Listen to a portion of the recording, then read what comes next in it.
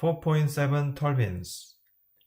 There are different types of turbines: gas turbine, steam turbine, and hydraulic turbine. It is found in power plants and aircraft engines. So it is a device that harnesses a gas or liquid to produce useful work. For example, the shaft of turbine rotates a generator to produce electrical energy. Fluid passes through the turbine and rotates a shaft by expanding a gas from a higher pressure to a lower pressure. Work is done by the fluid. The energy difference between the fluid entering the turbine and the fluid leaving the turbine is the work produced by the turbine. Note that the turbines produce shaft work. Turbines are work-producing devices. It is also considered a steady flow device, so it operates at steady-state conditions. The work produced by a turbine will be smaller if there is heat loss to the surroundings. So turbines are built to minimize the heat loss and increase the efficiency. Consider a turbine with one inlet and one outlet. The energy balance equation can be written in general form. And if the change in kinetic energy of flowing metal is negligible, the kinetic energy terms drops out. If the change in potential energy of flowing metal is negligible, potential energy terms drops out. If the turbine is well insulated, so there is no heat transfer with the surrounding, Q dot drops out. The simplified energy balance shows that the work produced by a turbine is the enthalpy change from the inlet and outlet of the turbine. Enthalpy is the sum of internal energy and flow work. So to have high enthalpy, fluid enters the turbines at high pressure and high temperature.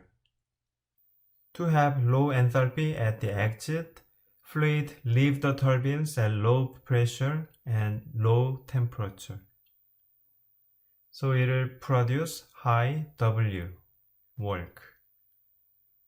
Example 4.4. Steam enters a turbine operating at steady state with a mass flow rate of 4,600 kg per hour. The turbine develops a power output of 1000 kW. At the inlet, the pressure is 60 bar, temperature is 400 degrees Celsius, velocity is 10 meters per second. So since we know the pressure and temperature at the inlet, we can fix the state, and the work output is given. At the exit, pressure is 0.1 bar and the quality is 0.9. And the velocity is 30 meters per second. So pressure and the quality is given at the exit, so we can also fix the state. It's a saturated liquid vapor mixture since quality is given. Calculate the rate of heat transfer between the turbine and surrounding in kilowatt. So we can fix the state at the inlet and outlet, and we are going to apply the energy balance on the turbine to determine the Q. Since steam entered the turbine, we know that it's in the superheated phase. At the exit, we have a saturated mixture. So this is the general forms of energy balance equations. The elevation difference between the inlet and outlet is small, so the potential energy drops out.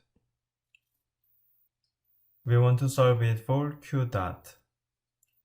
We know the work produced by the turbine and the velocity at the inlet and outlet. And we can fix the state at the inlet and outlet, so we can determine the Q dot. At the inlet, pressure is 60 bar, temperature 400 degrees Celsius. So H1 is here.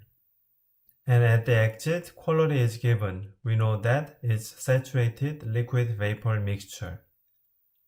At 0.1 bar, enthalpy for the saturated liquid, enthalpy for the saturated vapors are shown here. So the enthalpy at the exit can be determined. We also need to make sure that we unify the units.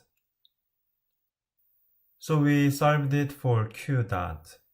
The rate of heat transfer is negative 62.3 kilowatt. So negative sign indicates that heat is removed out of the turbine.